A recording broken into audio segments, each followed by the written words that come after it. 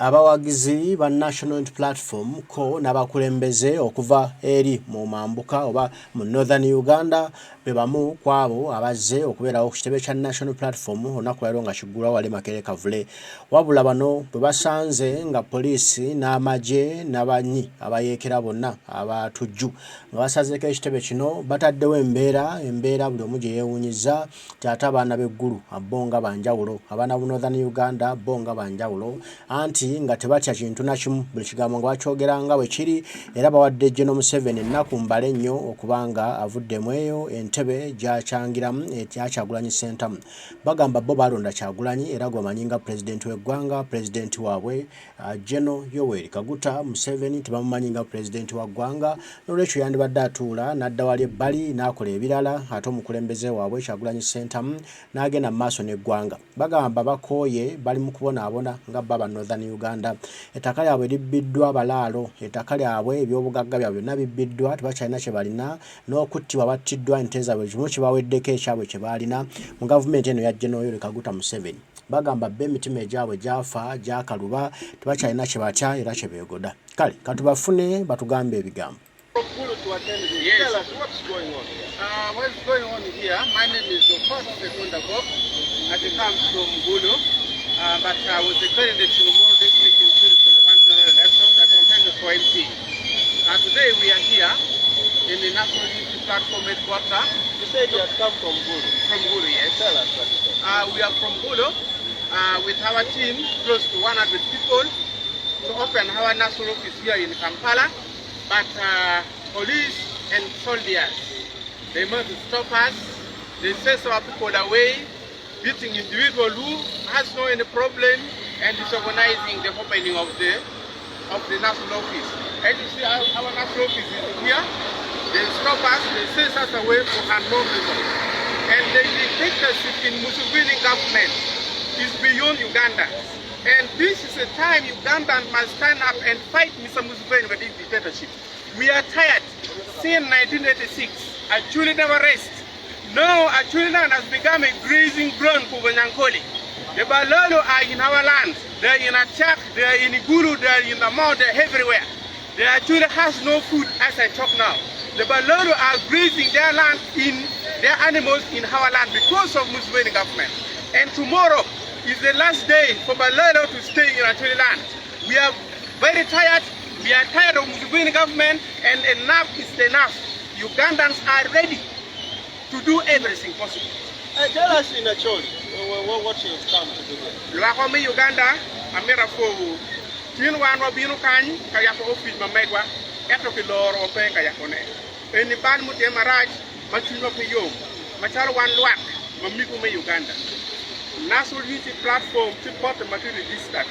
Numiruki mi wakaro yapo fizwa wati tijwa kimachalo shemero kana kuriki wow buara ko police ti buara ko moy pika to fair for one lap ni Uganda tutwale machalo wana choli balolu kubiritie ka kwano gei ingomwa tom baleo gina mom kiliti en romo chamu pere ti en pero ke school chama wando waneno ikamer ko bwenu bir piman ko chunga chel meneno ni dictatorship for Uganda. In one NP, your name? Yeah, to do in fourth second book, National Mobilizer, National Platform, Achille Suffrage. In English, your name and position? My name is fourth second book. I'm the National Mobilizer, National Unity Platform in Achille Suffrage. Sorry. I didn't get the name. In English? Wait. Yes. Where? My name is Sokot Secondo Abok, the National Mobilizer for Achille Suffrage, National Unity Platform. Thank you. Thank you. That's our representative, coordinator from Acholi. Abadde agezaako okubanyonnyola ensonga emuleese avudde Acholi yonna okulaba ng'ajja yeetaba mu mikolo gyonna egy'okuggulawo ekibiina kyaffe so kati twagala kulaba nga tugenda okweyongerayo tugende eka mwokya tulabe enteekateeka nga bwe ziri but now tugezezzaako okulaba nti balaga ebigenda mu maaso wano Makerere Kavule wali ekitebe kyaffe ekipya ekibadde kirina okuggulawo ekyo kyemulabaawo kamera mu maaso kyonna mukyaba bakibugiriza amagye nga bataayiza abakulembeze obutawetaawo buli mukulembeze abanga awetaawo nga bamweyiwako bataddeko embeera bannamweyiwa bano bagobedde eno wala bonna mubalaba bibasobedde tebakkiriza kugenda kukwatira wali wenyini ku kitebe ekintu kyonna embeera bwe tubweyimiridde basibu ne banyama nnyongera okubajjukiza muli ku ttiimu zake peegi yaffe ya ttiimu zake wetuyitidde okubaweereza naye nga tubeebaza mwenna abazze ne mulayikinga ne musharinga ne mwongerayo message eno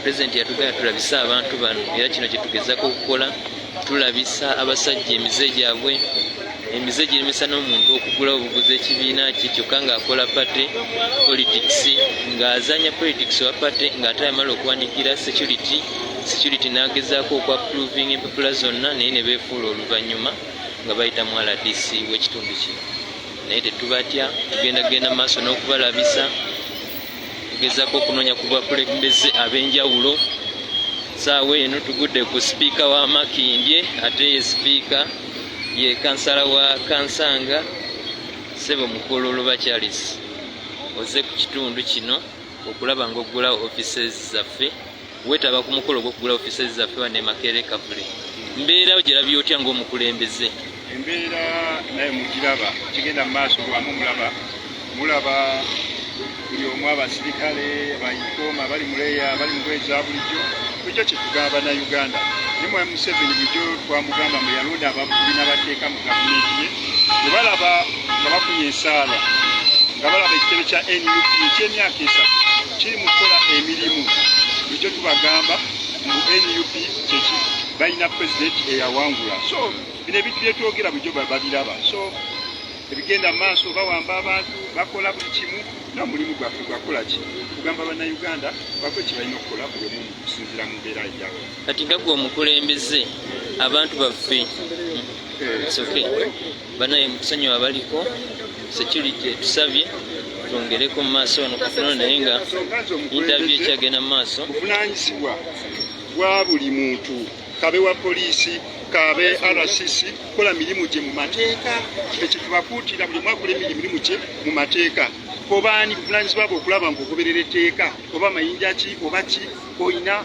standards of operating kakati n'olwekyo ng'Abannayuganda temugwamu maanyi kyetulina okukola buli kaseera kulaba nga tulemerako kyetulina okukola kugoberera amateeka kyetulina okukola tetwamanya ddi we tugenda kukoma abamu tujja kusibibwa abamu bajja kukubibwa abamu bajja kukola ki naye tukole emirimu gyonna nga tugoberera amateeka n'olwekyo mulemereeko tulina okusojalinga tulina okulemerako tulabe nga tutuuka mu Uganda empya buvunaanyizibwa bwa buli Munnayuganda buvunaanyizibwa bwa buli muntu kakati kigasa ki poliisi okudeployinga negamba bagaddewo ekifo yalibadde kyerina okukola yalibadde ekola kimu kulaba ng'ewa security ng'eweevinga ng'ewa order ng'eprevailinga buli kimu kyekola okulaba nga bakola ekituufu NUP negulawo ekitebe kyayo neyanzayo yo speaker wa Makindye Right Honorable Olw'Okuyiwa Charles era mumulabye ayogedde nga ne security emusumbuwa mu interview emugobaganya ebongerayo naye nga tukyali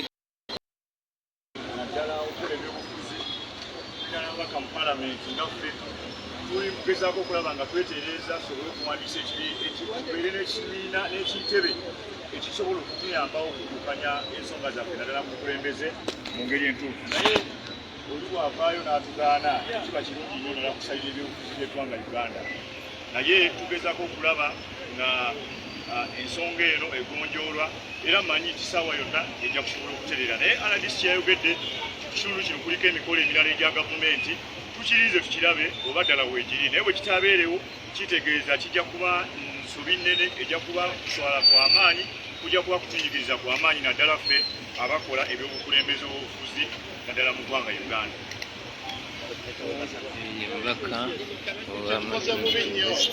Honorable Alan Sewanyana badde ayogerako eri bannamawulire twagedde kutambula okuva mu kuleeta Masaka ne disitulikiti endala zonna ezikola Uganda tuzze wano okugulawo ofiisi za headquarters tukoze bubi nnyo basazeeko tebakkiriza n'abantu kuyingira ekyo kye tuvumirira mu Uganda yaffe okuba ti omuntu talina ddembe era ekibiina ekiwandiise nga National Unity Platform tusobola kugulawo headquarters eyo ensonga gye tuvumirira era ne tugamba twetaaga okumanya ensonga eyo gye baleeta waliwo omukolo omulala mukolo ki oguyinza okugaana ekitebe okugwa omukolo gwe bagamba si gwa NUP kati obubaka obwa NUP bulina okugenda mu maaso era olunaku olwaleero lwategekebwa abantu bonna bakyajja era tusaba bonna babeere bagumu ekitebe kigenda kuggwawo olwaleero. Erinnya nze Kinumira Charles coordinator NUP Guleta Masaka. So you've come from Masaka? Yes. Oh, from Gulu. So you're from Gulu to attend this? Yes. Tell us what's going on here. What's going on here? Byebyo obiwulidde abakulembeze okuva mu bitundu by'eggwanga ebyenjawulo. Tufunye abavudde eggulu Northern Uganda, abavudde Masaka n'ebitundu ebirala. Abo bawulidde era okwogera kwabwe okufunye olunaku bwetwo olutambudde nno olwaleero. Ofiisi za National Platform tezigguddwawo olw'abasirikale abateereddwawo nga bagamba mbu Yoweri Museveni naye ali mu bitundu eby'ekawempe, n'olwekyo babayambe bamuwe time naye afuneko ku bantu abanaamugoberera abanaamuwuubirawuubirako. Bambi Kyagulanyi bamwegayiridde nnyo ne bafukamira ku maviivi nga bataddewo nga basibye n'omuwendo nti bambi tuyambe olunaku olw'enkya lw'obuggulawo yafeesi n'abaleka n'abakagoba kaabwe naye era abadde yakatutte dda. N'akkiriza omukulembeze Kyagulanyi nti yafeesi zino zigenda kugulawo olunaku olw'enkya ng'ennaku z'omwezi 3 wali e Makerere Kavule. Saawa zigenda kuba 5 ez'okumakya, n'olwekyo sambya kutegeka buli ky'olina okutegeka. Enkya ssaawa 5 zusaye nga watudde dda obeere omu ku baabo abali mu byafaayo abaliba mu byafaayo nti naawe waliwo ng'ekitebe kino ekya National Platform kiggulwawo era nga kikola ebyafaayo. Mbaagala nnyo bataayi bange mwenna abaliko mwebale kubaako. Omukama Lugaba Ddunda Namugereka saba bankuumire, tujja kuba tuddamu okugamba ebigambo. Bantu bange mweraba.